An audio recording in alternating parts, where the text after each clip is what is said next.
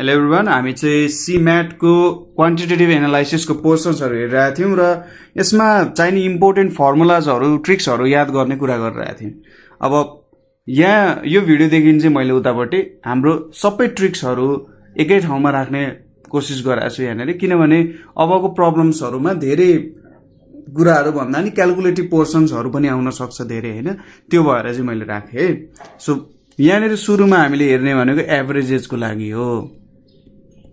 एभरेजेस भेट्ने फर्मुला भनेको हामीसँग के छ भन्दा एभरेजेस भनेको चाहिँ sum of n numbers divided by n भनेर भन्न सकिन्छ।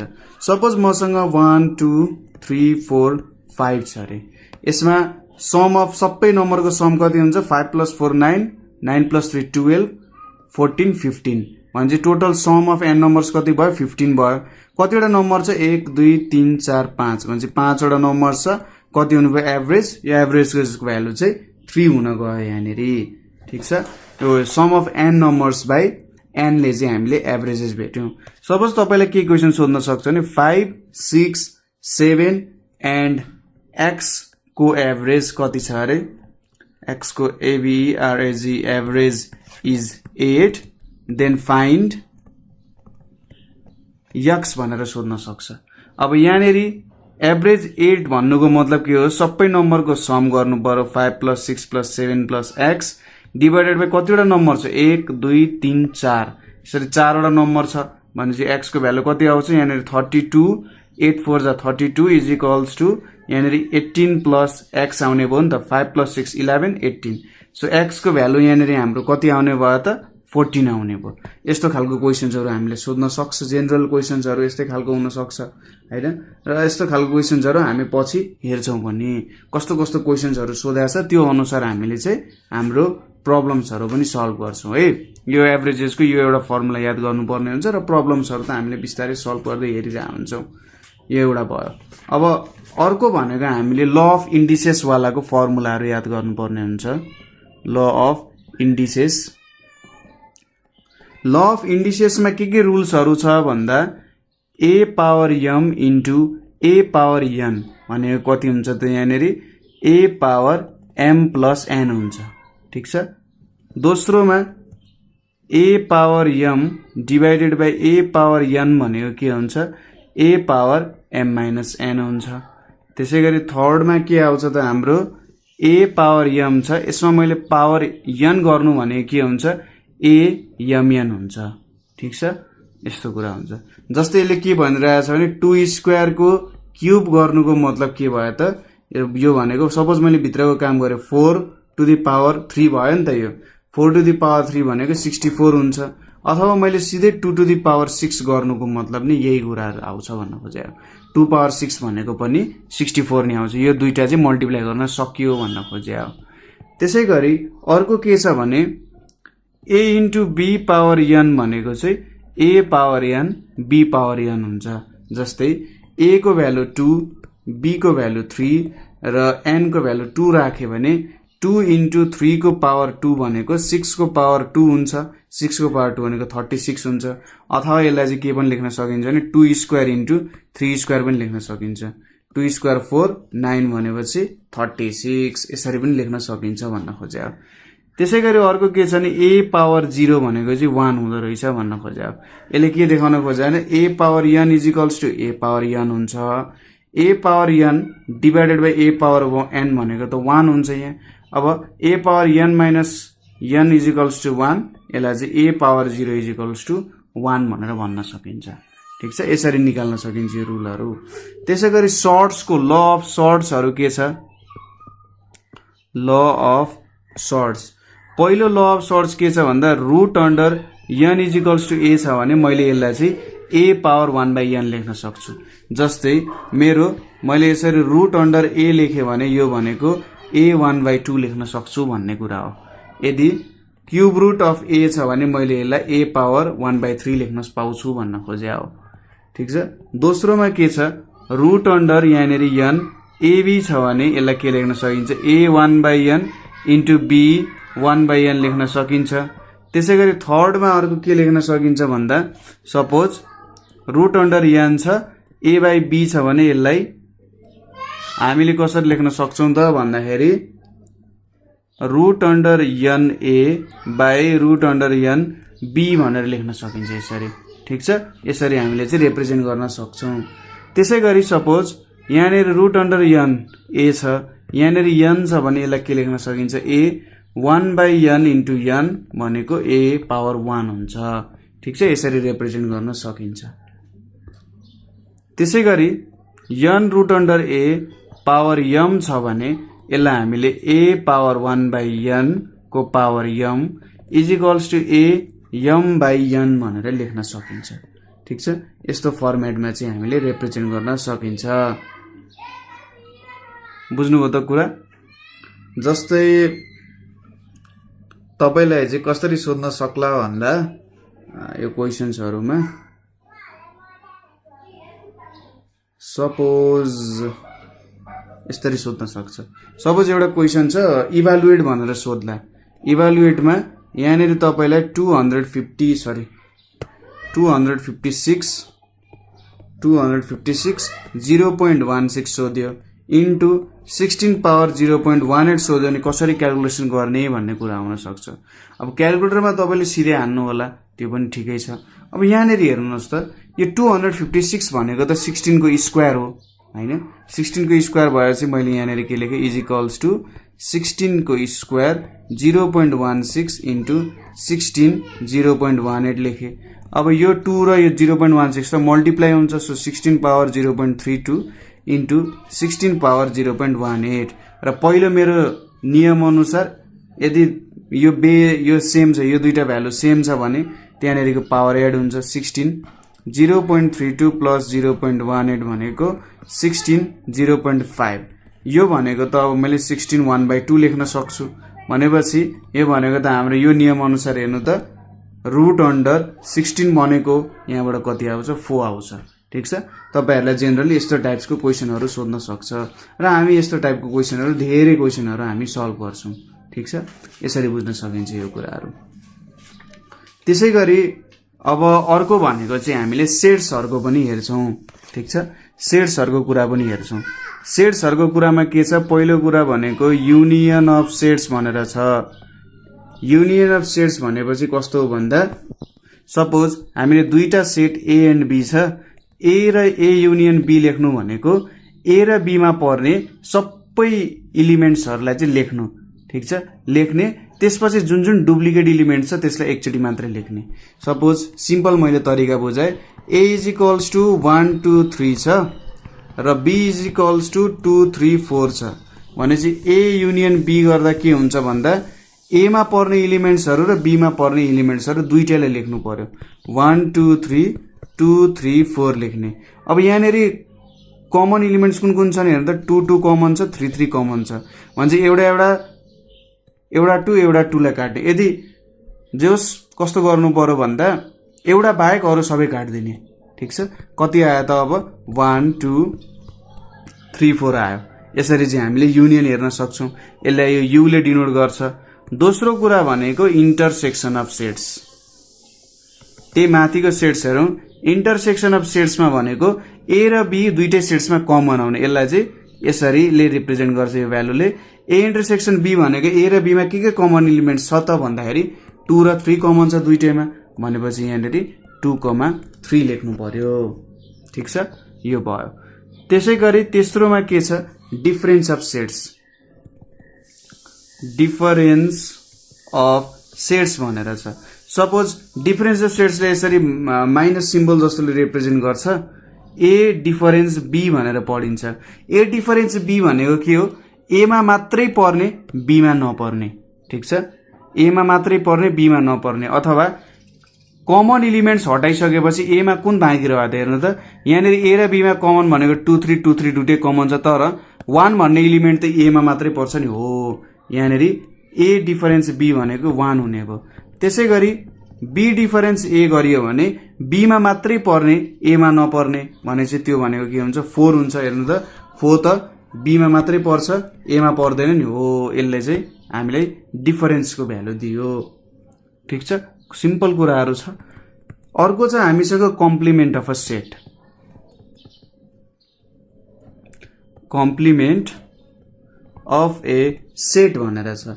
अब कम्प्लिमेन्ट अफ अ सेट भनेको यसको लागि सुरुमा हामीले युनिभर्सल सेट बनाउनु पर्ने हुन्छ।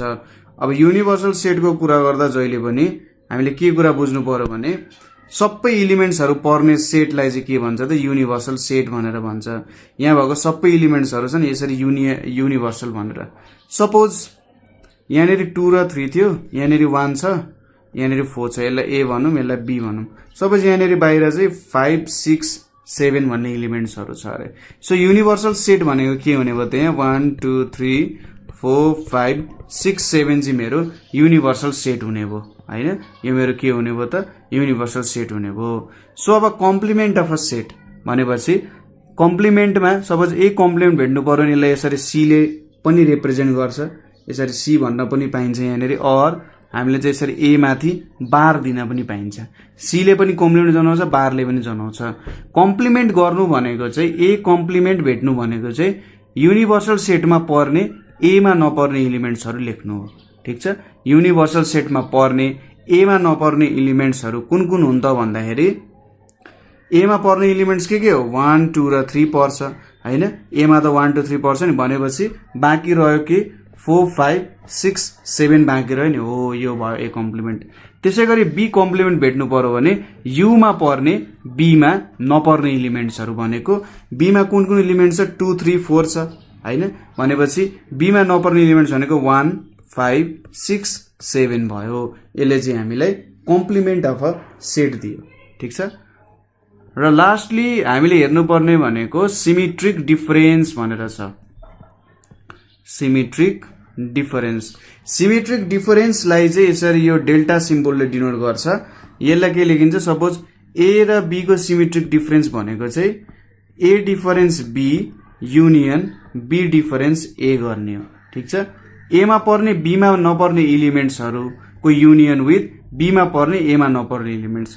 अब ए डिफरेन्स बी भनेको कति थियो 1 थियो, बी डिफरेन्स ए भनेको कति थियो 4 थियो। अब इधर दुईटाको युनियन गर्दा के आउँछ त 1 र 2 आउँछ हैन। भनेपछि ए सिमेट्रिक डिफरेन्स बी भनेको 1 र 2 आउने गर्छ। यसले हामीलाई सिमेट्रिक डिफरेन्सको भ्यालुजहरू दिन सक्छ। ठिक छ। यसरी हामीले सिमेट्रिक डिफरेन्सको कन्सेप्टहरू पनि हेर्न सक्छौं। सो त्यति गाह्रो नहोला यो कुराहरू है, मेन कुराहरू त यिनीहरू नै हो। त्यसपछि एउटा सानो कन्सेप्ट छ रुट्सहरू भेट्ने कन्सेप्ट। रुट्सहरू कसरी भेट्न सकिन्छ भन्ने कन्सेप्ट छ। सपोज यसको लागि हामीले एउटा क्वाड्रेटिक इक्वेसन लियौं ax² plus bx plus c is equals to 0 भन्ने इक्वेसन लियौं। क्वाड्रेटिक इक्वेसन भन्छ है यसलाई। यसलाई के भन्छ त क्वाड्रेटिक इक्वेसन। क्वाड्रेटिक भनेपछि यसको दुईटा रुट्सहरू छ भन्ने कुरा हामीले बुझ्नुपर्ने हुन्छ। ठिक छ। के त यसको दुईटा रुट्सहरू छ। दुईटा रुट्सहरू के छ अब त्यसको लागि हामीसँग फर्मुला छ। सपोज मैले ए कमन लिए, ए कमन लिए भने यहाँ x² आउँछ, यहाँ b/a आउँछ, यहाँ x आउँछ, यहाँपट्टि c/a आउँछ इज इक्वल्स टु 0 भयो। अभियस कुरा ए क्यान्सिल हुने भयो। अनि यहाँनिर x² plus b/a x plus c/a is equals to 0 हुन जान्छ। अब सपोज मैले यो इक्वेसनको रुटलाई अल्फा र बीटा भनेर माने। ठिक छ। दुईटा रुट्स हुन्छ, एउटा रुट अल्फा भयो, अर्को रुट बीटा भयो भने अल्फा प्लस बीटा अथवा सम अफ रुट्स भनेको के हुन्छ, सम अफ रुट्स भनेको चाहिँ -b/a हुन्छ। ठिक छ। यो -b/a हुन्छ। त्यसै गरी a अल्फा इन्टु बीटा अथवा product of roots, product of roots भनेको चाहिँ के हुन्छ, यहाँनिर c/a ले प्रोडक्ट अफ रुट्स दिन्छ। ठिक छ। यहाँनिर -b/a ले सम अफ रुट्स दिन्छ, a इन्टु b ले प्रोडक्ट अफ रुट्स दिन्छ। ठिक छ। अब एक दुईवटा अर्को कुरा छ लाइन्सहरू सम्बन्धी। युनिक सोलुसन मैले थ्योरी भन्दैछु, प्रब्लमहरू आएपछि म प्रब्लमहरू पनि सल्भ गर्छु। युनिक सोलुसन, त्यसै गरी इन्फिनाइट सोलुसन र लास्टली छ नो सोलुसन। युनिक सोलुसन भनेको चाहिँ के हो भन्दा एउटा मात्रै सोलुसन आयो भने, ठिक छ, कुनै दुईटा इक्वेसन हामी सल्भ गरिरहेछौं त्यसको एउटा मात्रै सोलुसन आउँछ भने त्यो भनेको युनिक सोलुसन हुन्छ। जस्तै कस्तोको आउन सक्छ, यो दुईटा लाइन भयो, यो दुईटा लाइन त एउटै पोइन्टमा इन्टरसेक्ट भइरहेछ नि, धेरैवटा पोइन्ट्समा हैन, एउटा पोइन्टमा इन्टरसेक्ट भइरहेछ हो, यस्तोलाई चाहिँ युनिक सोलुसन भन्छ। इन्फाइनाइट सोलुसन भनेको चाहिँ लास्टै धेरै अति नै धेरै सोलुसनहरु आयो नि इन्फाइनाइट। यो कति बेला आउँछ, दुईटा लाइन्सहरु यसरी कोलिनियर भयो भने, दुईटा लाइन्सहरु एउटा माथि अर्को नै रन गरिरहेछ भने कोलिनियर, प्यारलल पनि हैन, कोलिनियर भएको बेला चाहिँ इन्फाइनाइट। ठीक छ, कोलिनियर भएको बेला, कोलिनियर भएको बेला आउँछ। ठीक छ, infinitely many solution. No solution भनेको चाहिँ प्यारलल लाइन्सहरुमा, प्यारलल लाइन्समा। सपोज यो दुईटा लाइन छ यसरी प्यारलल भने यिनीहरु दुईटामा त केही पनि कमन छैन भनेपछि त्यसलाई नो सोलुसन भन्छ। एकदमै धेरै सोलुसन भयो इन्फाइनाइटली मेनी भने त्यो इन्फाइनाइट सोलुसन हुन्छ, नभए त्यो चाहिँ के हुन्छ त नो सोलुसन हुन जान्छ। ठीक छ, यसको प्रब्लम्सहरु हामीले सल्भ पनि गर्छौं। ठीक छ, जस्तै यसलाई के पनि भन्न सकिन्छ भन्दा सपोज टु इक्वेशन्स सल्भ गरौं। ठीक छ, टु इक्वेशन्स सल्भ गरौं, दुईटा इक्वेशन्स सल्भ गरौं। यदि 0 = 0 आयो भने इन्फाइनाइटली मेनी सोलुसन्स भयो, इन्फाइनाइटली मेनी सोलुसन्स भयो। त्यसैगरी 0 = a भनेर आयो भने नो सोलुसन हुन्छ। ठीक छ, जहाँ a चाहिँ नट इक्वल्स टु 0 छ त्यस्तो आयो भने, अनि अरु के आयो भने यो दुईटा बाहेक अरु कुनै कन्डिसन आयो भने त्यसमा चाहिँ के छ त एउटा सोलुसन छ भन्ने कुराहरु हामीले बुझ्न सक्छौं। ठीक छ, यो कन्डिसन्सहरु पनि तपाईहरुले चाहिँ याद गर्नुपर्ने हुन्छ, यो कुराहरु तपाईहरुले बुझ्नुपर्ने हुन्छ। प्रब्लम सल्भ गर्दा यो सबै कुराहरु आइहाल्छ। ठीक छ, यो कुराहरु भयो। अब सिक्वेन्स एन्ड सिरिजको कुराहरु छ। सिक्वेन्स एन्ड सिरिजमा एकदमै सिम्पल कुराहरु छ, त्यस्तो केही पनि गाह्रो कुराहरु छैन यहाँनेरि। सिक्वेन्स एन्ड सिरिज,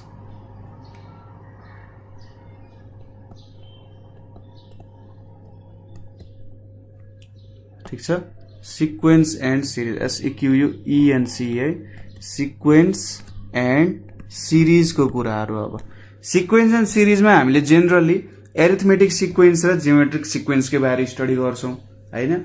अब एरिथमेटिक सिक्वेन्स भनेको के हो त भन्दा सुरुमा त के छ त एरिथमेटिक सिक्वेन्स भनेर छ। अब एरिथमेटिक सिक्वेन्समा के हुन्छ पहिलो कुरा भन्दा यसमा चाहिँ टर्म्सहरु बीच के हुन्छ, कमन डिफरेन्स हुन्छ।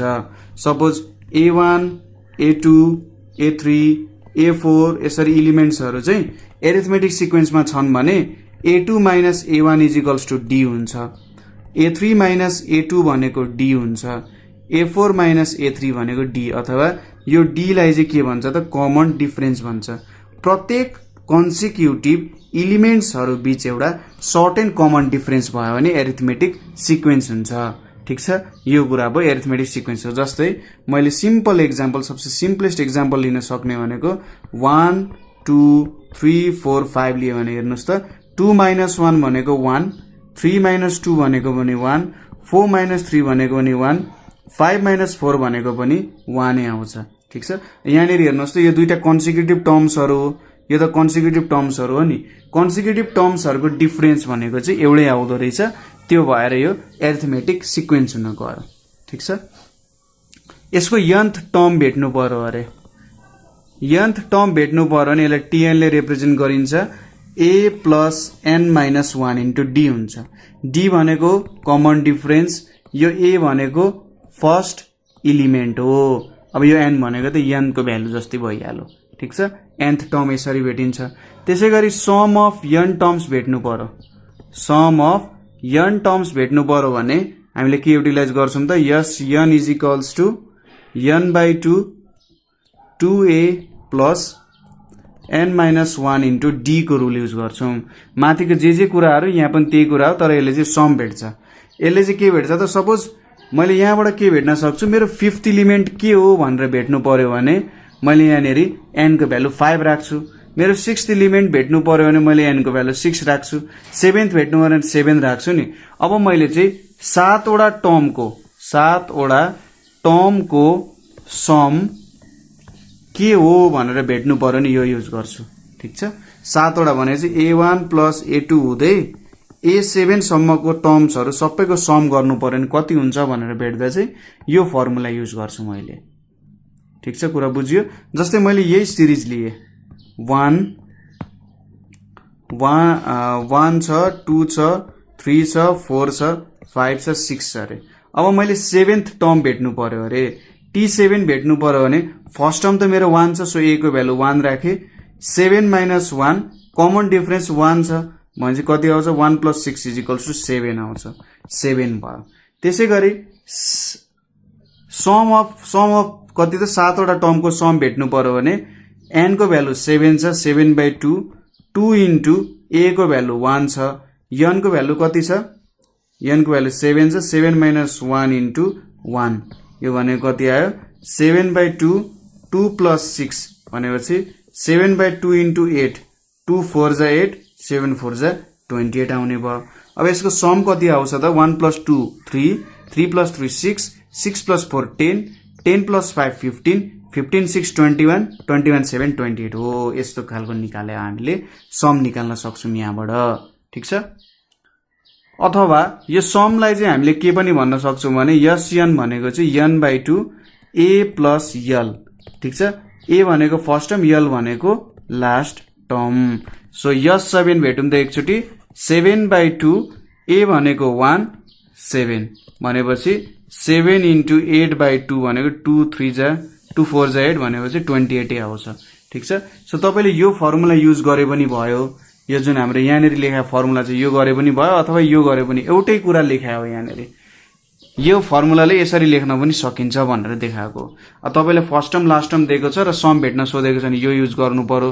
तपाईले कमन डिफरेन्स दिएको छ हैन, हो त्यस्तो कुराहरु दिएको छ भने त्यो युज गर्दा हुन्छ। लास्ट टर्म दिएको छ भने यो फर्मुला युज गर्ने, कमन डिफरेन्स दिएको छ भने यो फर्मुला युज गर्ने हैन, एकदमै सजिलो हुन्छ। त्यसैगरी जियोमेट्रिक सिरिज,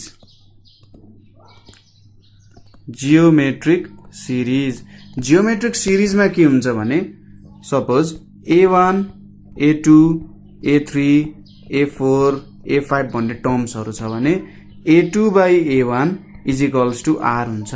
त्यसैगरी A3/A2 is equals to R हुन्छ। A4/A3 भनेको पनि R नै हुन्छ। यसको मतलब दुईटा कन्सिक्युटिभ टर्महरुको रेशियो चाहिँ के हुन्छ जहिले पनि कमन हुन्छ र यो R लाई के भनिन्छ कमन रेशियो भनेर भनिन्छ।